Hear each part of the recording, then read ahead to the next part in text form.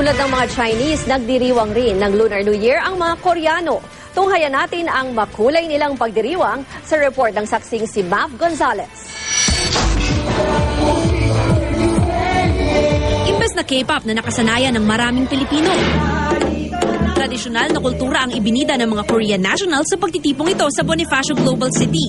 Bahagi ito ng maagang pagunita nila sa Solal o Korean Lunar New Year na tulad sa mga Chinese, nakabase rin sa galaw ng buwan. Filipinos love Korean culture, so we want to show that the Korean culture is more than Korean novel and K-pop. That we have a diverse aspect of Korean culture. Tulad ng ibang bagay na Korean, kinagiliwan din ng mga Pilipino ang mga ibinida sa pagtitipon, kabilang ang ilang Korean folk song.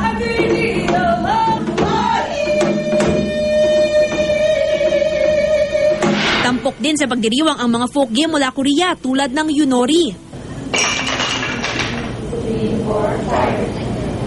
Ang ilan namang Pinoy, feel ang pagsuot ng Korean national costume na hanbok. Itong hanbok ang tradisyonal na damit ng mga Koreano. Talagang bumibili pa sila ng bagong set ng damit para salubungin ang bagong taon. Sehebok manibado sa'yo.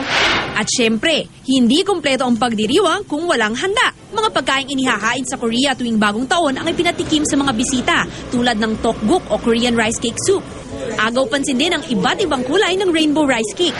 May mahaba ring klase yan na simbolo raw ng maayos na kalusugan at mahabang buhay para sa mga miyembro ng pamilya at kinakain pagkatapos ang ritual na pagpapasalamat sa mga ninunot na katatandang kamag-anak. Sabi tuloy ng mga nakasabay kong naki-Lunar New Year, para na raw silang nakarating sa Korea.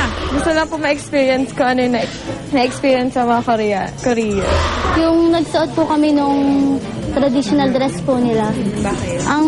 Kasi parang lahat po binabagayan. Talagang, ang cute po niyang suotin.